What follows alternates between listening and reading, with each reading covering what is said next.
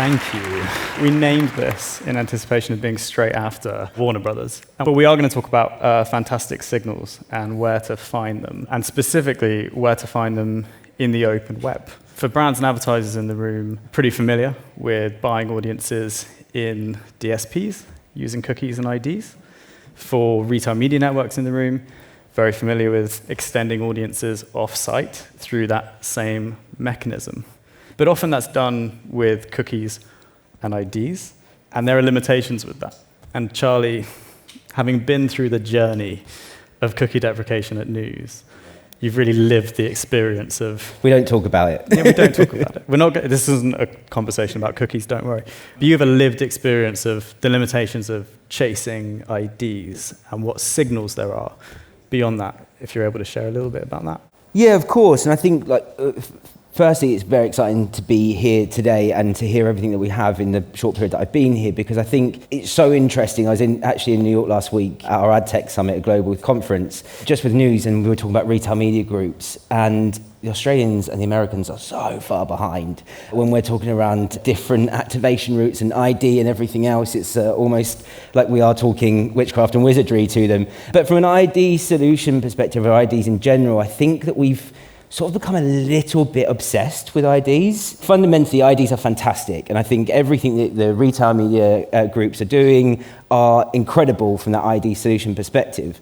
We've heard a lot about how they're operating in silos, we've heard a lot about how they are significantly helping us, but we almost seem to be in this arms race that we've got to capture everyone and everything.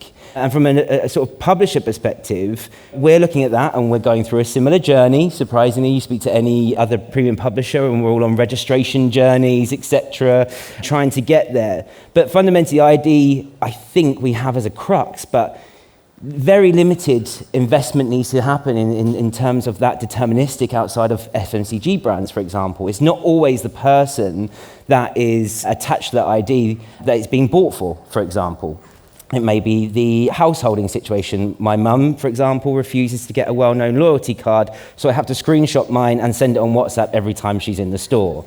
So I now have that attached to me. So I think from an ID perspective, it's great, we continue to do it, but we also have to be aware of the limitations that will pose or may have to us, particularly as we look at tightening of legislation, privacy controls, waiting for the next government legislation to come through to try and get us again, or what the EU courts decide. And then all of a sudden you look at that from an open internet perspective, and the signal decay, we're all reliant on sort of third-party cookies and ID graphs and spines, etc. They're all fantastic. I'm not criticizing them. They're a great tool to have, but we have to be thinking a lot more than just a direct marketing almost from person bought to that's how I'm going to advertise to them. And I think there's an element of social and CTV have been these kind of obvious, great first destinations for off-site activations because of that nice alignment with identity. Yeah. You're going to get better match rates in those environments just because of how many users have an ID and who are logged in. The open internet, represented, I suppose, here, is a different story, where IDs are much more limited. Only 30% of users in the open web have a cookie or an ID. So you have to think differently around how do you find those audiences. And they're really valuable audiences. When you think about what you're going to buy, type it into Google or ChatGPT, and you're going to get reviews and other articles, particularly for that consideration phase, that are across the open web publisher's site. So really valuable audiences at a time when they're making some purchasing decisions. I guess if it's not IDs though, what are the signals that you've had to kind of embrace as you've seen the open internet cookie world collapse?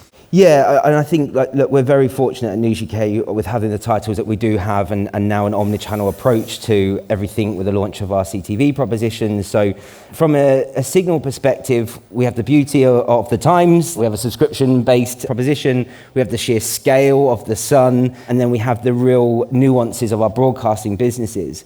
But from a signal perspective outside of ID, and I think it's been spoken about quite a lot, context really is important. important. You've got to think, how many times a day are you touching some point of any publisher, hopefully News UK's, are you engaging with that with the breaking news stories, etc.? It's not just the contextual signals. It's also things about sentiment. It's things about the emotion. And due to the technological advancements that have happened, particularly over the last couple of years, and also the advancements of LLMs, we've been able to categorize content so much better than what we previously have done. It wasn't just simple headline X, contained X editorial labels. We're really drilling down into the actual content, and that it doesn't just mean written, it now does mean video. And also that sentiment, we look much more on the metrics that exist within the pages or environments themselves, such as scroll depth, format type. All of these sort of key values that we're picking up really do fundamentally have a way to inform that marketing decision to get that consumer to buy your brand. And I guess the breadth of content, whether that's product reviews, shopping for holidays, news items, everything that you could consider within like news and magazine and lifestyle, you get picking up signals on all of those different topics. So from a targeting perspective, great, but also from an insights perspective, how do you see the value of that? Because I imagine there's a lot of retailers and advertisers that want to know more around what their customers are doing out there beyond their four walls and potentially beyond the four walls of social and so on. So what do you collect in that sense?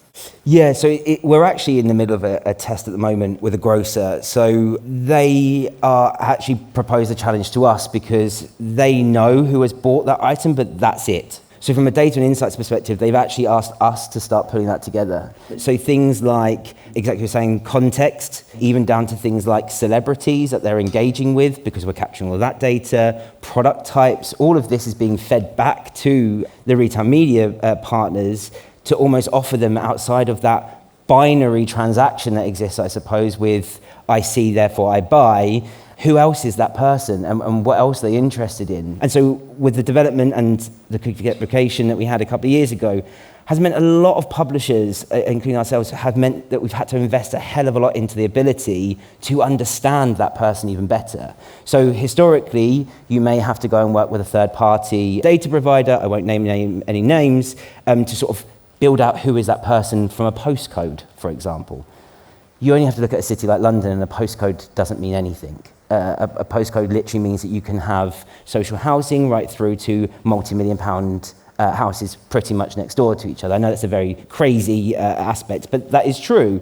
Everyone is an individual and everyone isn't related just to where they live from the four parts of your postcode. How do we go one step further? On top of that, exactly as I was saying, what are they reading? How are they reading it? What platforms are they reading it? What is the journey that they're reading it in? When are they commuting? All those things that come together, and from an e-commerce perspective, the Mal mentioned this, we also semi-know what they're buying. So all of these combined really are able to add almost the colour, I suppose, to what you understand as your customer. Yeah, I really like that way of putting it. It's how do you take the wonderful conversion data and intent data that sits on sort of the retail environments, and then mix that, add color to it with the behaviors, interests that you have in the open web. I really like that approach. I guess, though, there's always that question, coming back to the IDs piece, of scale, right? Yeah. I know that you do a lot with predictive modeling to be able to look at identity matches, but then bring all those signals in through modeling. Is that right? Like, how does that work? Yeah, so there's a couple of ways that we can do that, and you're exactly right. One, obviously, it's fantastic to have as rich a seed data as you possibly can, or root data. We absolutely do need that for any probabilistic model. Anyone that tells you anything different, don't believe them. But fundamentally, if we can have that richness, the probabilistic is really, really vital in terms of opening that up, because as well, your data is siloed. So you only know what that one person has bought in your one store area, whatever we want to call it.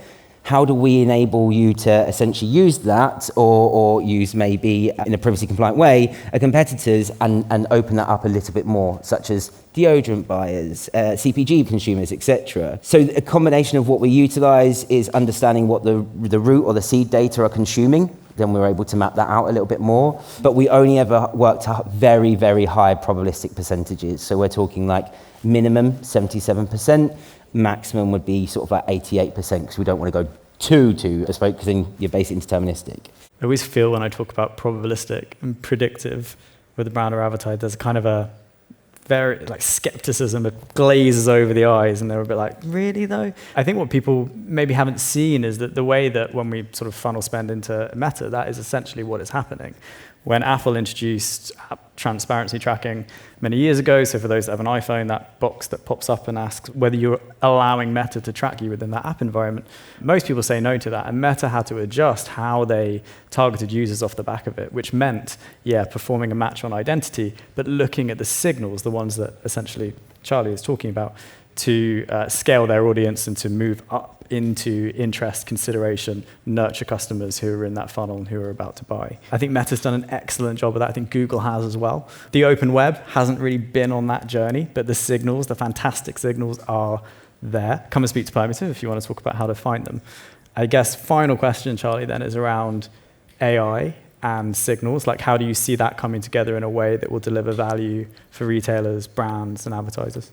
Yeah, I mean, look, you only have to pick up any piece of trade press at the moment to understand the challenges that are facing publishers of the open web from an AI perspective. I don't want to get into the nitty-gritty of that, but fundamentally, the way that we're seeing it is that it's not hugely shifting behaviours.